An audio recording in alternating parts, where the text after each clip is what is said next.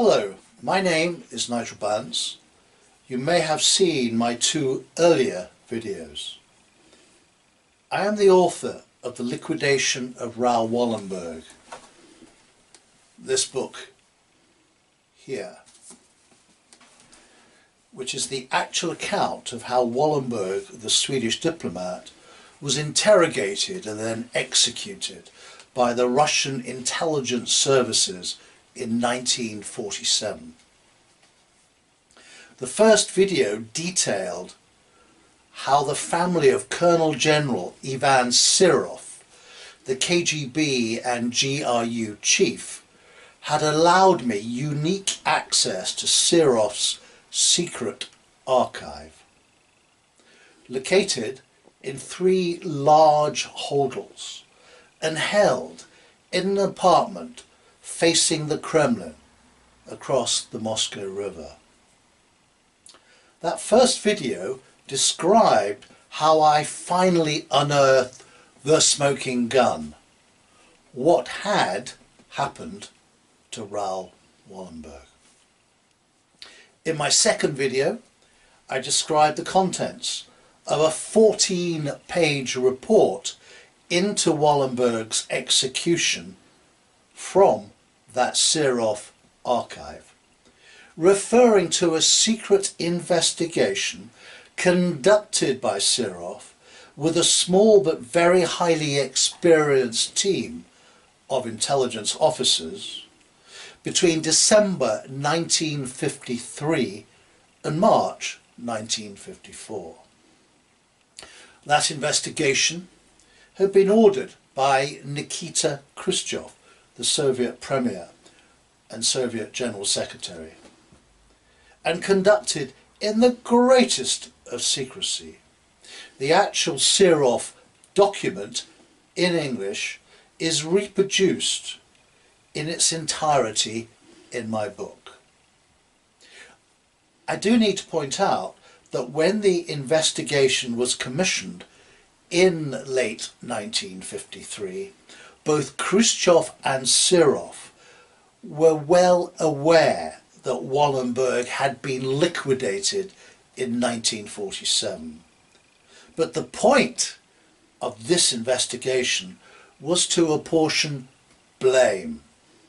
Khrushchev had political enemies who he wanted to see finished, namely Molotov, the foreign minister, and Malenkov, who ran important committees. In this third and final video, my focus is on who knew that Wallenberg was probably dead, despite the numerous campaigns to determine if he was alive. So let's start with the Swedes, the Swedish government and the Wallenberg family itself. There is pretty clear evidence that Wallenberg had been abandoned by the West to his fate, leading to the very strong likelihood of execution.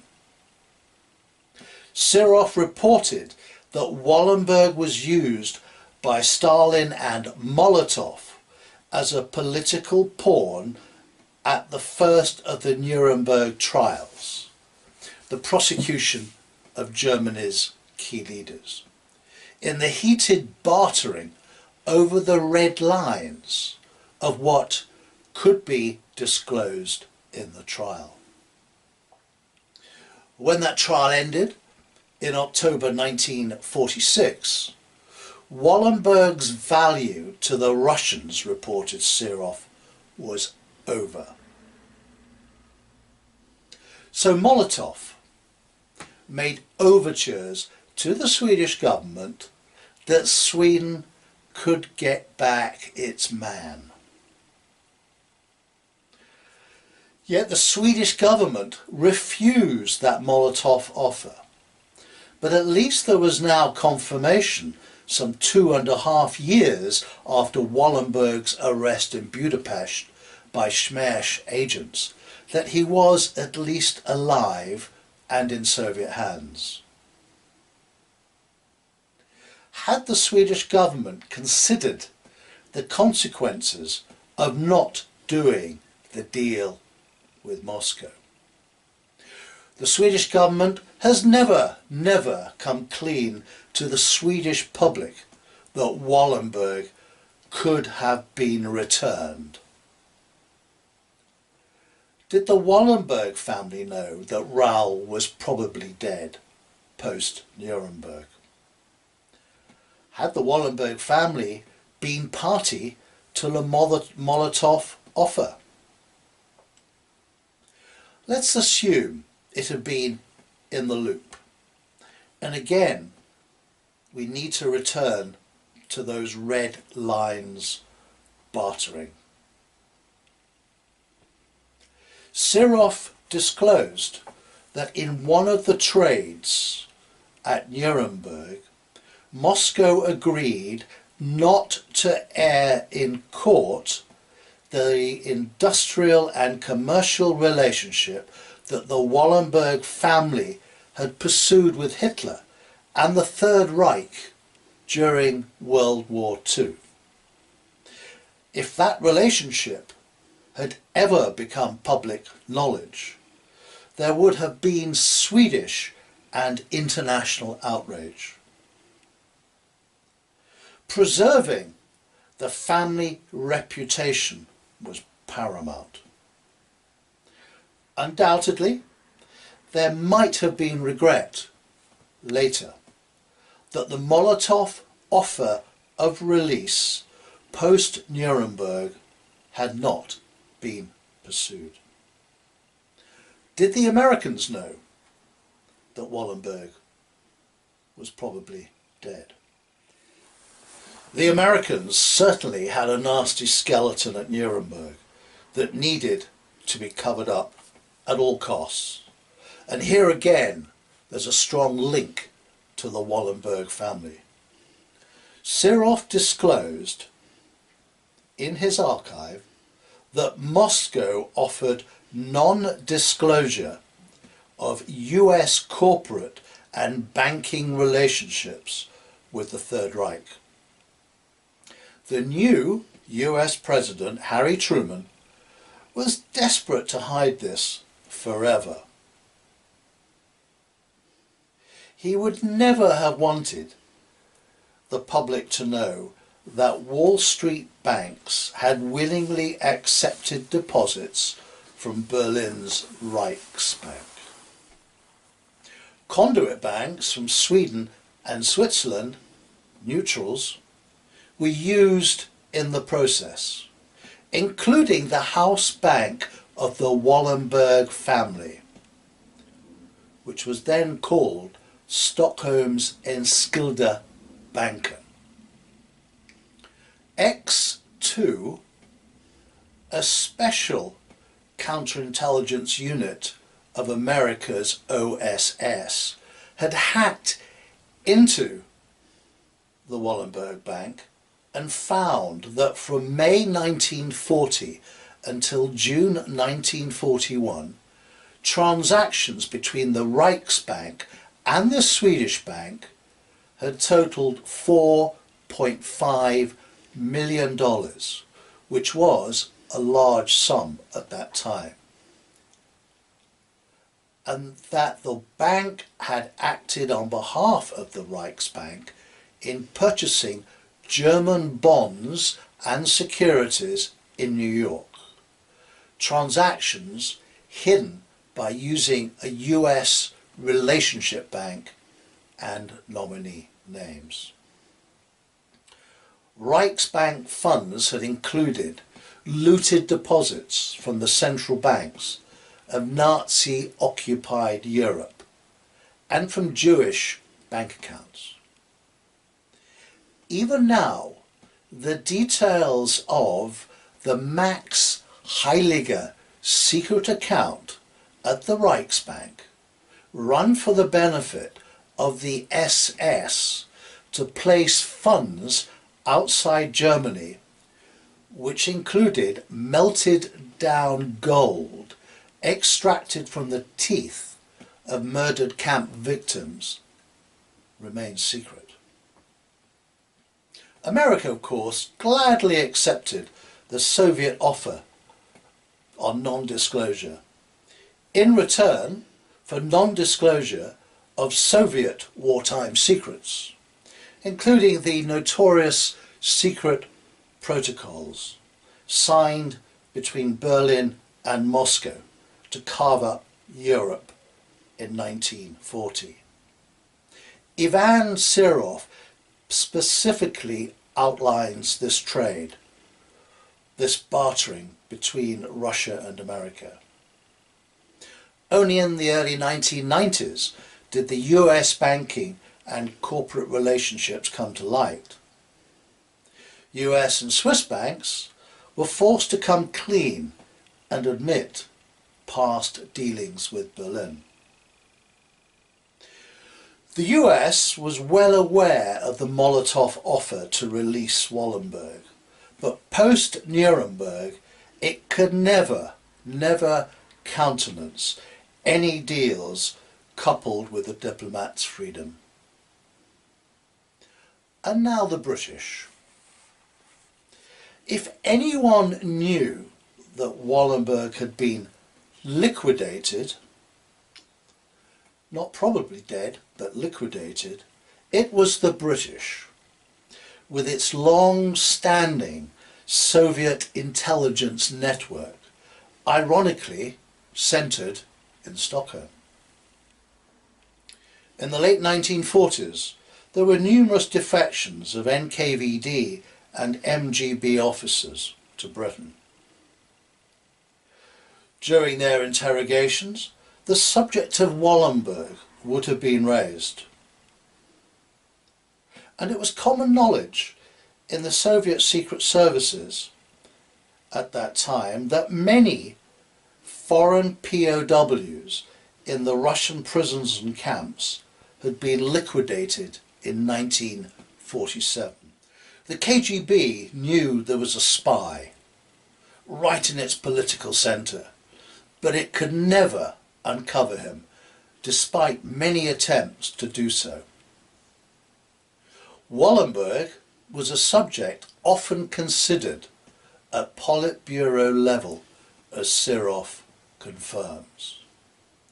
So this MI5 asset would have known precisely what had happened to Wallenberg. After Wallenberg's liquidation in 1947, he was taken by truck to the Donskoye crematorium, about 30 minutes drive from the Lubyanka, where the furnace was fired up. The Lubyanka detail waited until the process was completed. Wallenberg's ashes were unceremoniously dumped in a pit in the grounds. Ivan Serov, in his archive, specifically named that pit. It was the grave for unknown remains for the years 1947 until 1951. An earlier pit in the grounds, according to Serov, containing thousands of other victims of the Stalin era, was full. After Wallenberg was liquidated, there were loose ends. Langfelder, his Budapest driver, also in a prison in Moscow, was executed, as were two of Langfelder's cellmates. Let me quote Ivan Serov, who, after he handed in the only copy of the Wallenberg investigation to Khrushchev's key aide, would within a month become the first chairman of the newly established security agency, the KGB. And that was a position handed to him by a grateful Khrushchev, but viciously opposed by a bitter Molotov and Malenkov. wrote Serov on Langfelder's execution, Abakumov, the head of Shmesh, had ordered their killing because they knew the details on Wallenberg. Abakumov believed that if these men were to be freed and returned home, the circumstances of Wallenberg's death would be made public. He continues, the Wallenberg case was top secret within the KGB. When Bulganin and Molotov brought up the issue in the Presidium in 1956, Khrushchev suggested to me that all MGB and KGB documents surrounding the case should be destroyed. Only some needed to be retained for any future explanations to the Swedes. The case of Wallenberg, for us, had ended, said Serov, after he had finished his investigation in March 1954. It was of no main significance for the KGB, he said. We had only fulfilled the orders of Khrushchev, who had intrigued to get rid of Molotov. He continues, in the West, people didn't realize that the noisy campaign to determine the fate of Wallenberg had been personally inspired by Khrushchev, who was protecting his own interests. Khrushchev, concluded Serov, had skillfully used the West for this purpose. This historic document, the actual account of the execution of Raoul Wallenberg, can only be found in my book. It's the only detailed account of Wallenberg's death. Moscow had released a statement through its foreign ministry to the Swedes in 1957, crafted by Serov, that Wallenberg had died in 1947 in his Lubyanka cell from a heart condition. The year of death was correct, but the Soviets were never going to admit that this Swedish diplomat had been liquidated. Ever the devious spymaster, Serov, up to July 1962, when he was fired as head of the GRU, laid false trails for Western intelligence agencies, suggesting that somewhere in the vastness of the Soviet Union, Wallenberg might just be alive. During this period, there were hundreds of reported sightings, some made in good faith, but the majority were utter fabrications. There are those who will remain steadfastly convinced that Wallenberg hadn't died in 1947 and did live out further years in prison, in the Gulag, or in an institution. Ivan Serov's secret archive confirms that Wallenberg was liquidated in 1947, aged 35. Sadly, Sweden could have had its man returned safely,